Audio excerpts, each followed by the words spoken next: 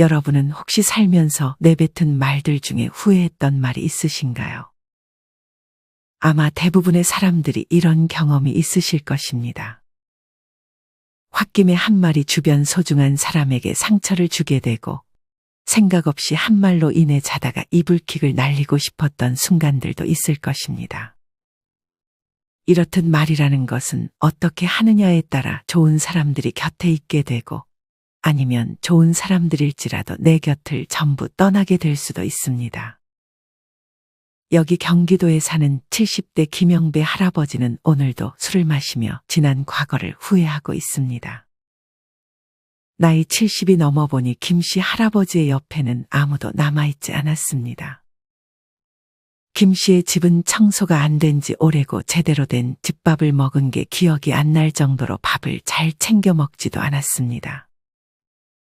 김씨가 이렇게 주변에 아무도 없이 외로이 지내는 데는 이유가 있었습니다. 바로 김씨의 말버릇 때문이었습니다. 입이 문제야, 입이? 김씨는 말로 인해 주변 좋은 인연들까지 모두 걷어차버렸습니다.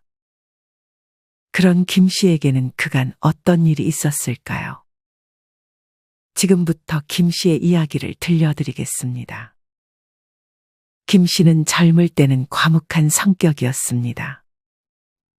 주변 사람들이 보기에 답답할 정도로 말을 안 했던 시절도 있었습니다.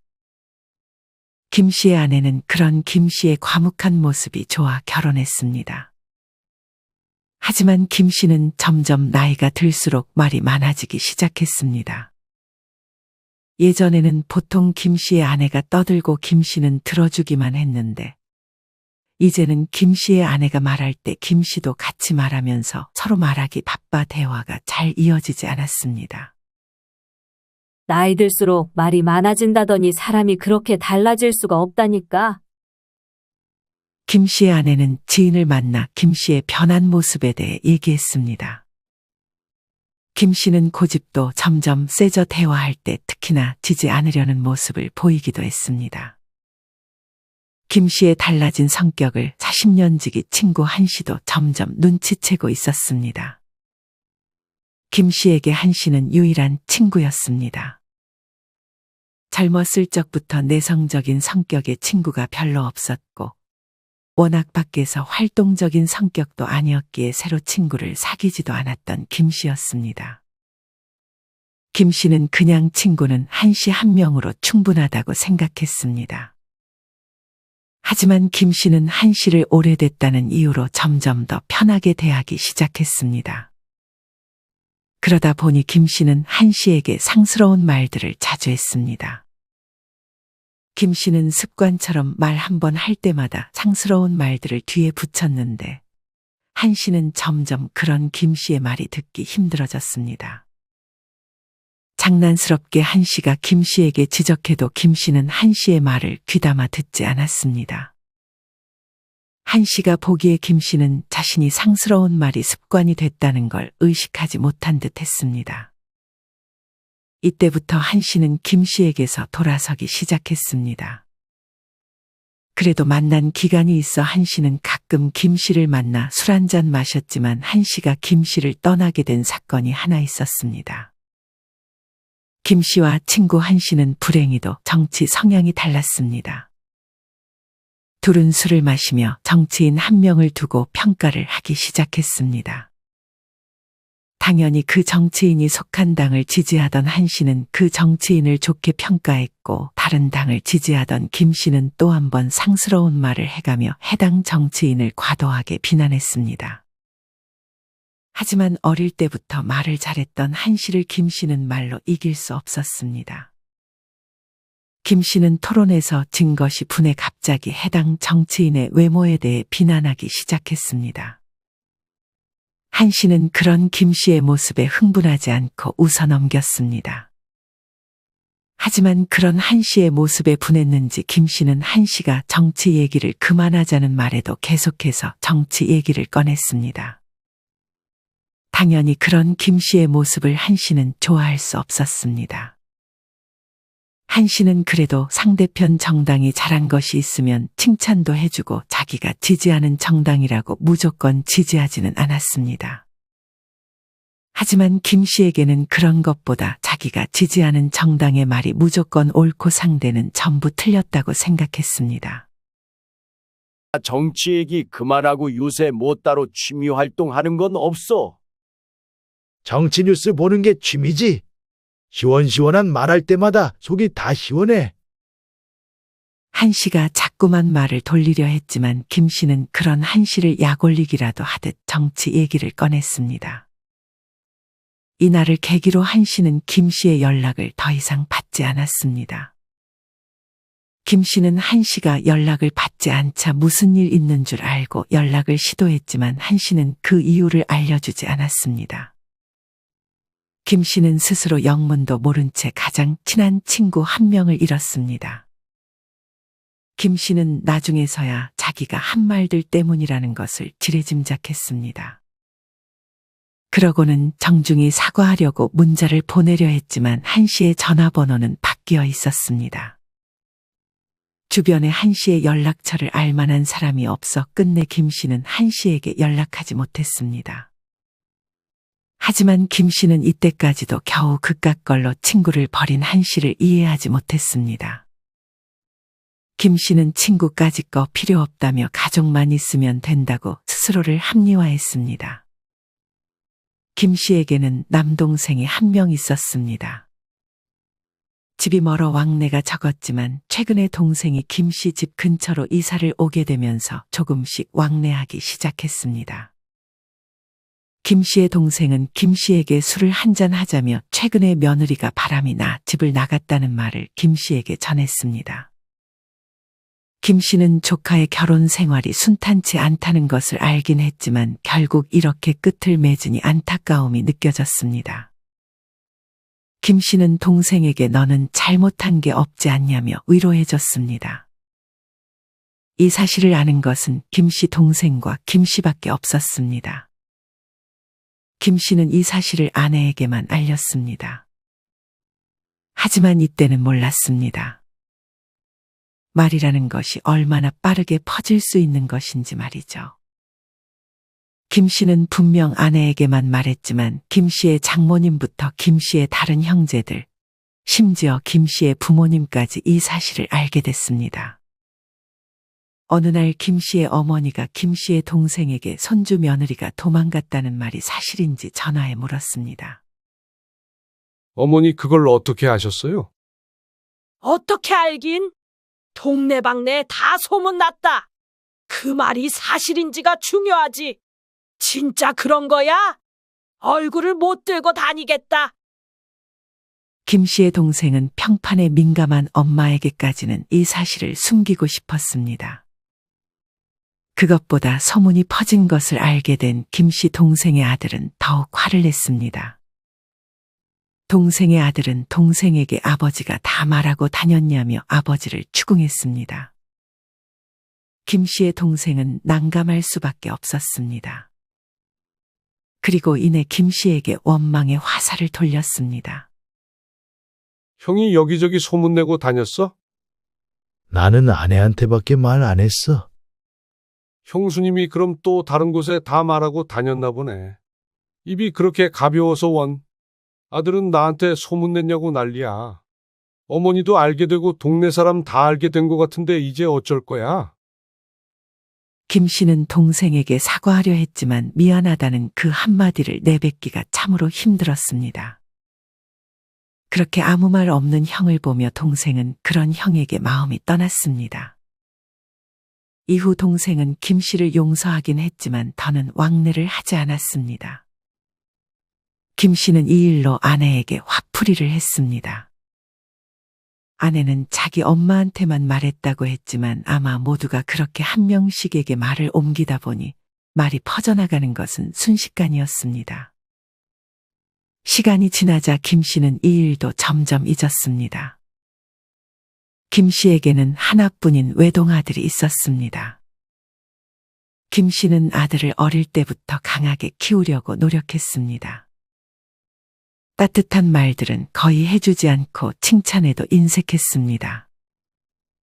그리고 나중에서는 해선 안 될 다른 집 자식들과 비교하기까지 했습니다. 김 씨의 아들은 30이 넘은 나이에도 아직 자리를 잡지 못하고 있었습니다.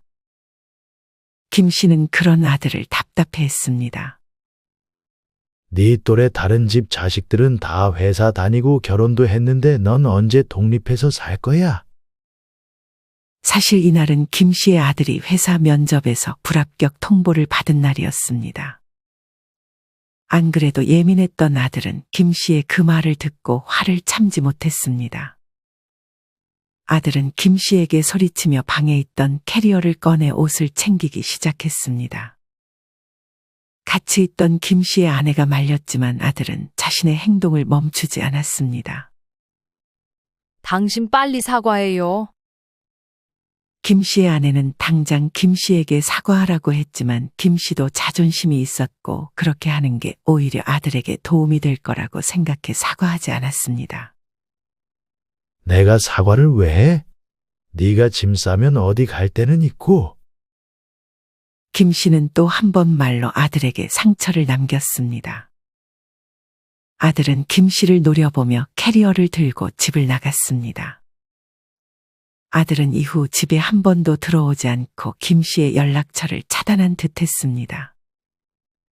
그제서야 김 씨는 정신을 차렸는지 아내에게 말 좀 잘해달라고 했지만 김 씨의 아들은 어머니와 조금씩 연락할 뿐 김 씨와는 일절 연락을 하지 않았습니다. 시간이 흘러 김 씨는 아내에게서 아들이 취직에 성공했고 결혼식을 올릴 예정이라는 말을 들었습니다. 김 씨의 아들은 결혼식이 있기 얼마 전 아버지에게 연락했습니다. 하지만 김 씨는 오히려 그런 아들에게 서운한 감정이 있었습니다. 아들의 입장에서 생각하려 하기보다 자기의 마음을 알아주지 않는 아들을 원망했던 것입니다. 결혼식을 무사히 마치고 김 씨는 아들 며느리와 밥을 먹으며 서운했던 감정을 내비쳤습니다. 그런 김 씨의 모습에 아들은 억지로 미안하다고 했습니다.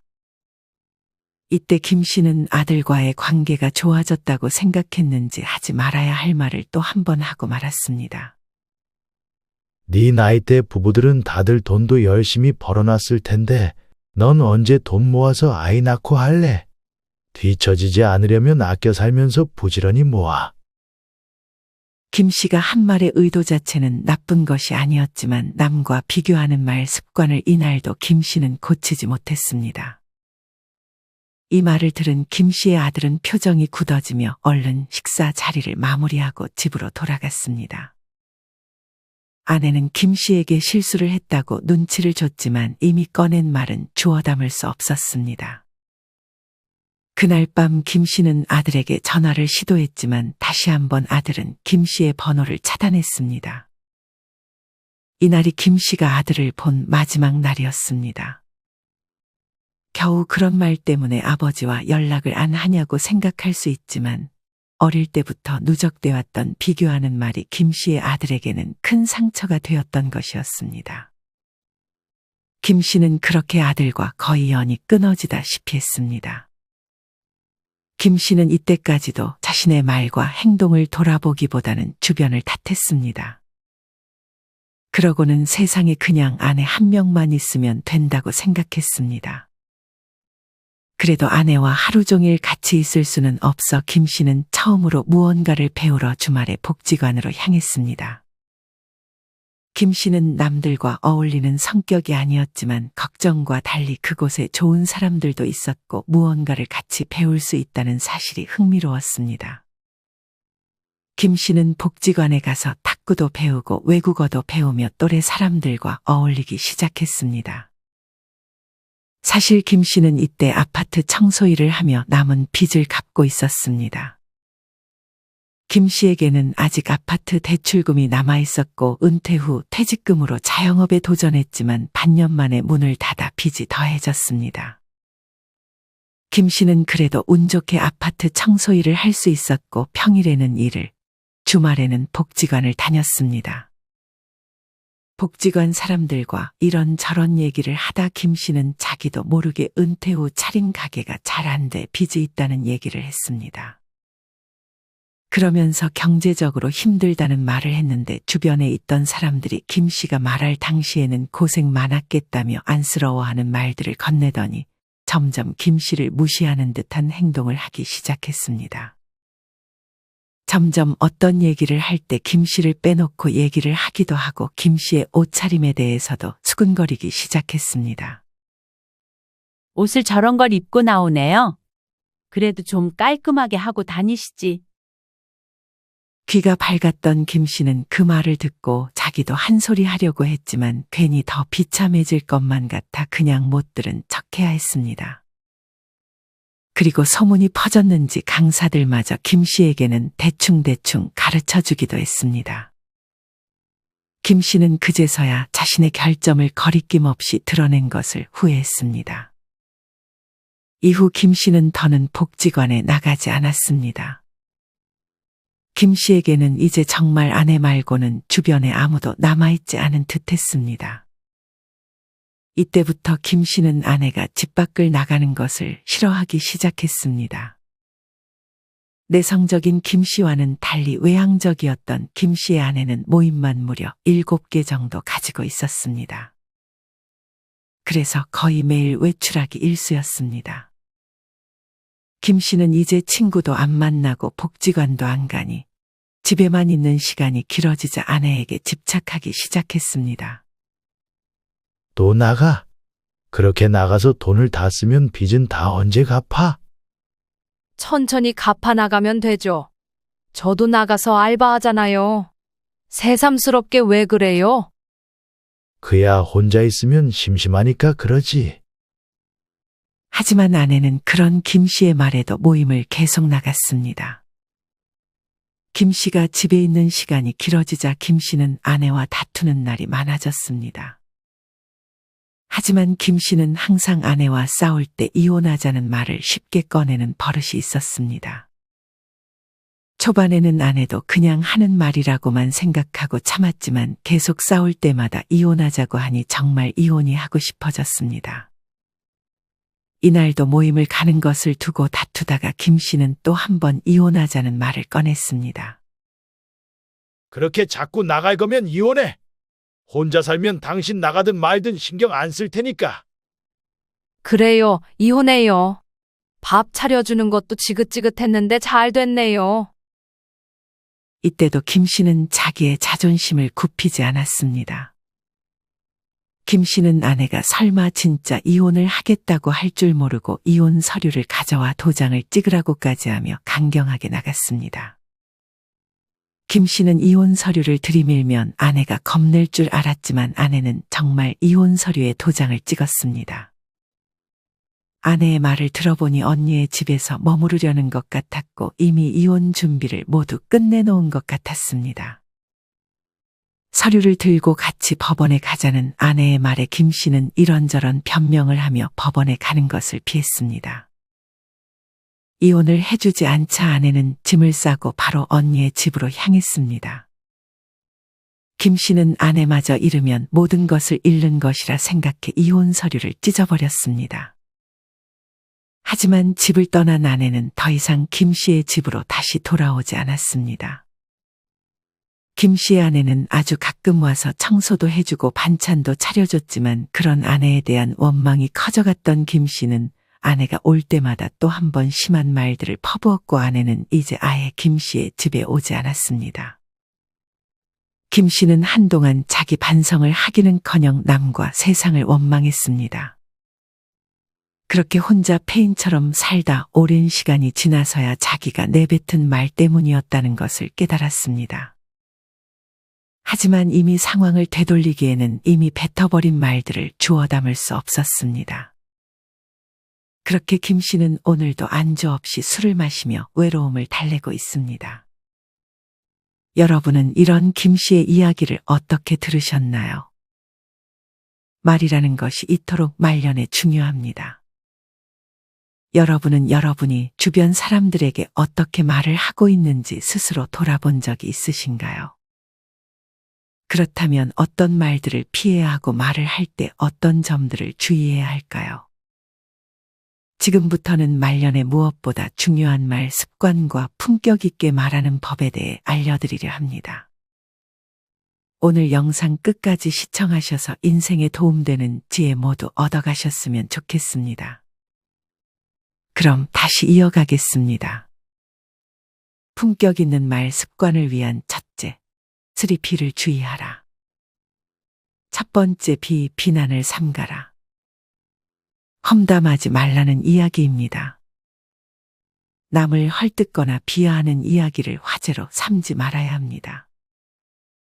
이것이 품격을 지키는 첫 번째 원칙입니다. 사적 대화를 하다 보면 남의 이야기를 하게 됩니다. 그러다 보면 칭찬의 말보다 험담과 비난에 쏠리기 쉽습니다. 험담과 비난이 더 재미있으니까요. 남을 씹는 건 맛있으니까요. 그게 인간의 보편적 심리입니다. 그러나 그 재미에 빠지면 수렁에 발을 들여놓은 것과 같습니다. 수많은 성각자, 철학자들이 험담을 하지 말라고 경고한 것은 그만큼 위험성과 해악이 크기 때문입니다. 두 번째 비, 비밀을 누설하지 마라. 잡담을 나누고 수다를 떠는 것은 좋은데 회사의 비밀, 남의 비밀, 심지어 자신의 청기를 절대 누설해서는 안 됩니다. 이건 비밀인데 너만 알고 있어라는 단서를 아무리 달아도 소용이 없습니다. 그런 단서를 붙이는 순간 비밀은 해제됩니다. 말수가 많으냐 적으냐의 기준은 단지 말을 많이 하느냐 적게 하느냐가 아닙니다. 해서는 안 될 말을 하느냐 아니냐에 달려 있습니다. 과묵한 사람이란 단순히 말수가 적은 사람이 아닙니다. 비밀을 지키는 사람이 진짜 과묵한 사람입니다. 세 번째 비, 비집고 들어올 틈을 줘라. 잡담을 많이 하면 수다쟁이가 됩니다. 수다쟁이란 말 자체가 이미 품격을 상실한 단어입니다. 수다쟁이의 특징은 단지 말이 많은 것이 아니라 혼자서 말을 독점한다는 데 있습니다. 독점하지 않으면 수다쟁이란 비난을 들을 까닭이 없습니다. 그러니 잡담을 할 때는 상대가 비집고 들어올 틈을 주는 것이 품격을 지키는 지혜입니다. 숨을 고르면서 말하세요. 즉 상대방도 말할 기회를 주세요. 1, 2분쯤 말했으면 잠시 숨 좀 돌리고 상대방도 대화의 장으로 비집고 들어올 틈을 줘야 합니다. 그래야 말을 주거니 받거니 하게 되고 대화가 됩니다. 품격 있는 말 습관을 위한 두 번째, 혹시 짜증 화법 아닌지 스스로 돌아보자. 대화를 해보면 가슴이 뻥 뚫리듯 시원한 사람이 있는 반면에 대화할수록 속이 답답해지는 사람이 있고 더 나아가 짜증을 유발하는 사람도 있습니다. 시원한 화법을 사이다 화법, 답답한 화법을 고구마 화법이라고 합니다. 그럼 짜증을 유발하는 화법은 짜증화법입니다. 그럼 어떻게 말하는 게 짜증화법인지 따져보겠습니다. 짜증화법에는 다음 4가지 특성이 있습니다. 첫째, 말 가로채기. 대화할 때 짜증을 유발하는 으뜸은 말을 가로채는 사람입니다. 상대의 말을 끝까지 듣지 못하고 중간에 끼어듭니다. 성급하게 틈만 나면 말을 가로채서 훅 들어옵니다. 이러면 운전 중에 끼어들기를 당하는 것처럼 신경질이 나는 건 당연합니다. 짜증이 솟구칩니다. 때로는 말을 좀 끝까지 들어봐라는 소리를 들을 수 있습니다. 둘째, 토달기. 무슨 말을 하면 꼭 토를 타는 사람이 있습니다. 대화란 협상도 논쟁도 아닙니다. 그냥 떠드는 수다, 잡담이 주류입니다. 그러니까 따지고 자시고 할 것도 없습니다. 말에서 즐겁고 들어서 기분 좋으면 그만입니다. 그러니 대충 넘어가는 게 좋습니다. 그런데 그게 아니지. 말도 안 되는 소리 운운하며 깐깐하게 따지면서 토를 타는 사람이 있습니다. 그나마 옳은 판단, 좋은 지적이면 참을 수 있는데 그것도 아닙니다. 자기 주장이 강하고 고집과 억지를 부립니다. 토다는 사람과 대화하면 짜증을 넘어 정말 토 나옵니다. 셋째, 깐족거리기. 소위 염장을 지르는 겁니다. 은근히 약을 올리고 부하를 돋우는 화법입니다. 농담을 하더라도 아픈 곳을 찌릅니다. 상대의 마음을 핥힙니다. 올해는 담배를 끊기로 했어 라고 말하는 친구에게 내가 계획만 잘 세우지 실행에 옮긴 적 있냐 라며 태클을 겁니다. 이번에 일이 잘 안 됐는데 라며 의기소침한 친구에게 위로는 못할 망정 언제는 성공했냐 라며 신경을 건드립니다. 이 아이스크림 너무 달달하는 말에 그럼 아이스크림이 달지 쓰겠냐 라는 식으로 말하는 사람 정말 싸가지 없습니다. 넷째, 자기 말만 하기. 대화를 독차지하고 끊임없이 길게 말하는 사람. 계속해서 남을 가르치려 하고 시종일관 잘난 체합니다. 당연히 짜증이 날 수밖에 없습니다. 품격 있는 말 습관을 위한 세 번째, 삼독을 유의하라. 첫 번째 독점하지 말라. 밑도 끝도 없이 대화를 독점하며 혼자 떠드는 것은 정말 징그럽습니다. 얼마 전 식당에서 옆에 식탁에 앉아있던 젊은 여성. 친구들과 어울려 대화를 하는데 목소리에 높낮이도 없이 일정한 톤으로 쉴 새 없이 말하고 있었습니다. 다른 사람이 비집고 들어갈 틈이 없을 정도로 숨도 쉬지 않고 말하는 듯합니다. 그런 식으로 말하는 것이 좋은 화술이 아님은 물론입니다. 제발이지 대화할 때는 독점하지 마세요. 두 번째 독선하지 말라. 자기 주장만 옳다고 핏대 올리지 마세요. 대화란 적당히 주장하고 적당히 타협하는 것입니다. 설령 상대가 좀 빗나간 말을 하거나 의견이 다른 말을 하더라도 일일이 따져가며 옳고 그름을 심판관처럼 말하면 누가 좋아하겠습니까? 그건 잘난 것도 아니고 탁견을 가진 것도 아닙니다. 특히 정치에 관한 이야기를 할 때 독선적인 사람을 많이 보게 됩니다. 우냐 좌냐에 따라 상대를 아예 적군 대하듯이 눈까지 부라리며 핏대를 올립니다. 자기 생각만 옳다고 하면 자연스럽게 독선에 빠지고 결국 불통이 됩니다. 고집불통. 세 번째 독설하지 말라. 성질이 그러니까 이혼했지. 성깔이 그러니 승진을 못했지. 대화 중에 상대방에게 밀린다 싶었는지 그렇게 쏘아붙이는 사람을 봤습니다. 이쯤 되면 막 나가자는 것입니다. 같은 말을 해도 독하게 말하는 사람이 있습니다. 상대에게 상처가 되도록 아프게 찌르는 사람이 있습니다. 인상과 어조에서부터 도끼가 묻어나옵니다. 대화는 말을 부드럽게, 내용도 부드럽게 하는 게 좋습니다. 대화에서 당신이 밀린다 싶으면 밀려주는 겁니다. 대화를 나눈다는 것이 생사를 거는 것도 이기고 지는 게임을 하는 게 아니지 않습니까? 도끼를 품고 악다구니 써서 설령 이긴다 한들 결과는 뭡니까? 품격만 깎이고 정만 생기는 것이죠. 품격 있는 말습관을 위한 네 번째, 꼰대 소리를 피하려면 참갑이나 주소를 기억하라. 참견하지 말자. 나이를 먹는 동안 경험이 많아졌고 인생살이의 험한 꼴도 많이 보아온 탓인지 나이 든 이들은 쓸데없는 걱정과 노심초사가 많습니다.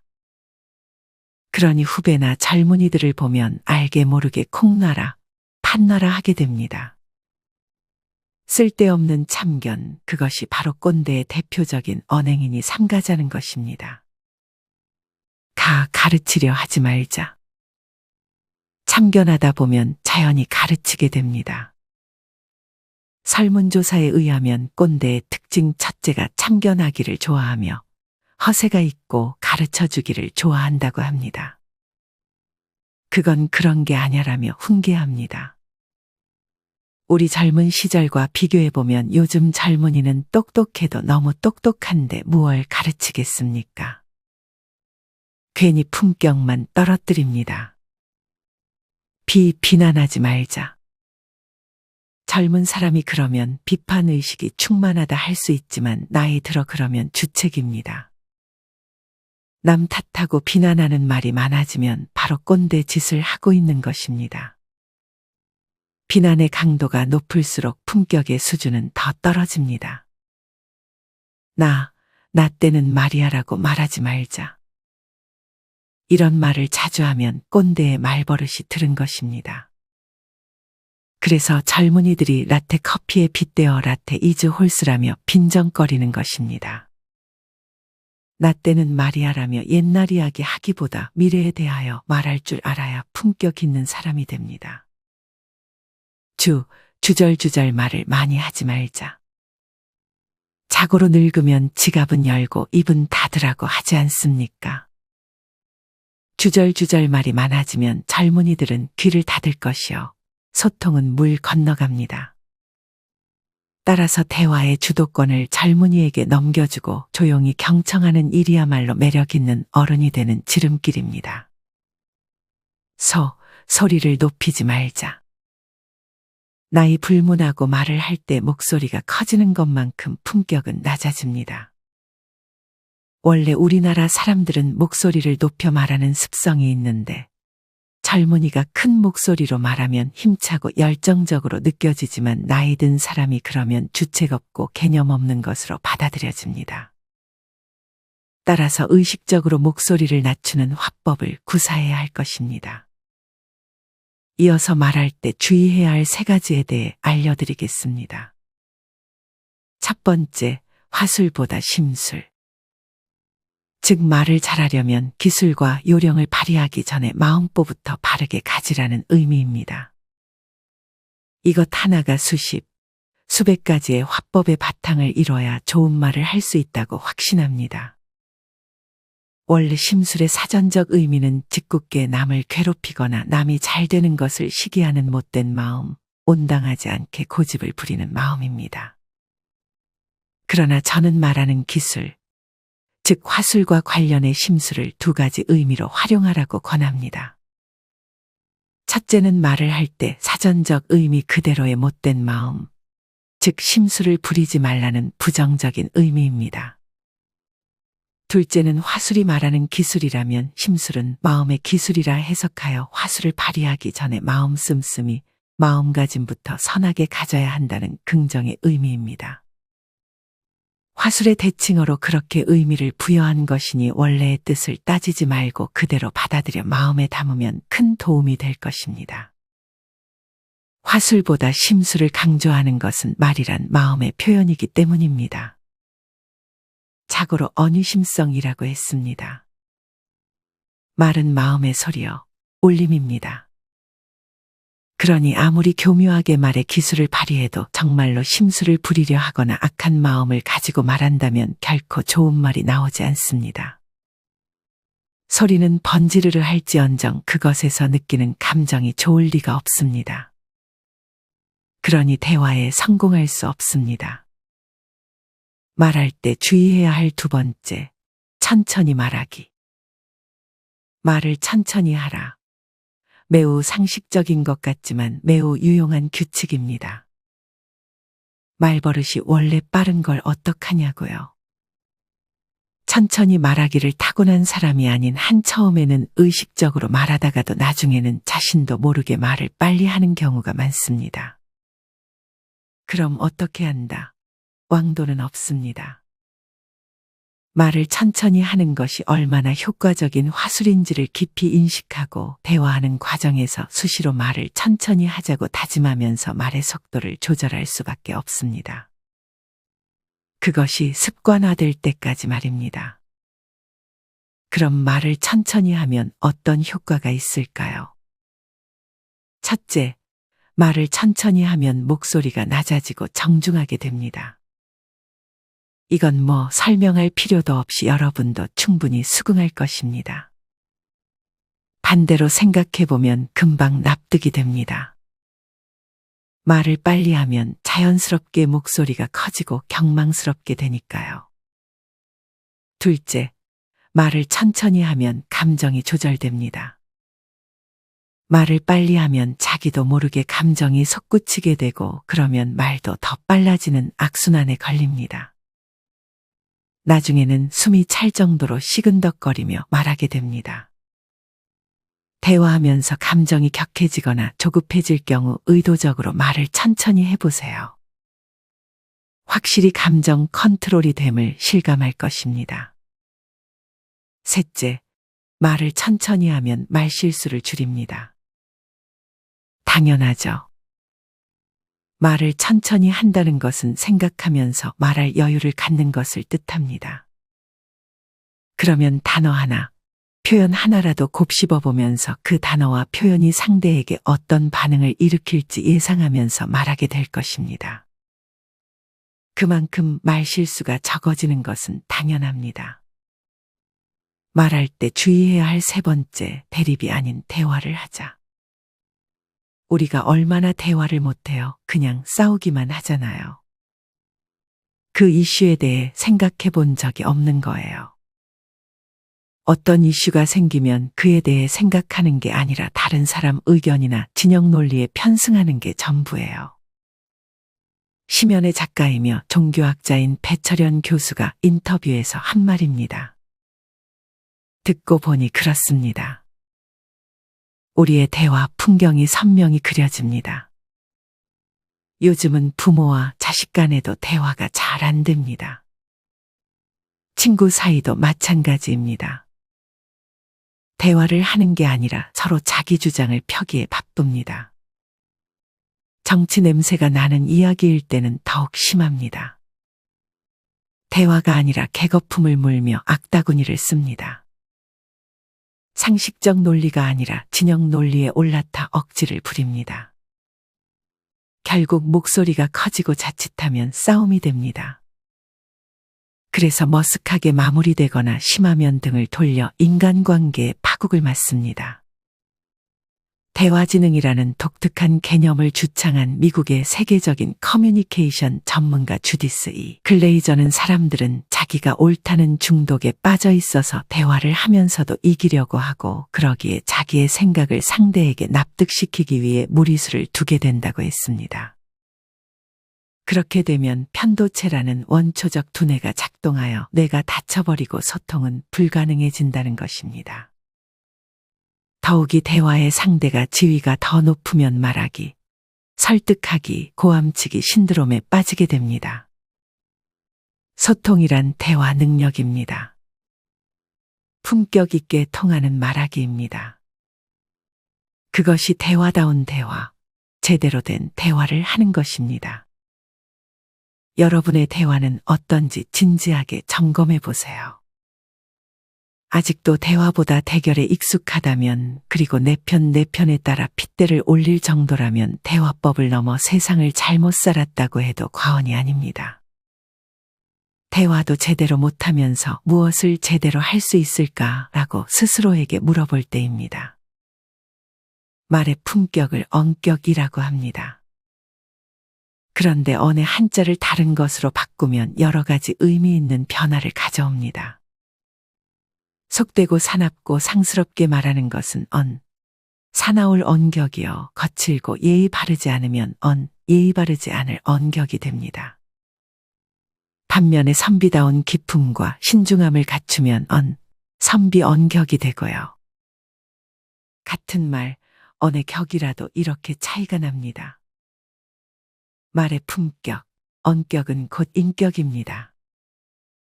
그러니 어떻게 말하느냐에 따라 고스란히 인격이 드러납니다.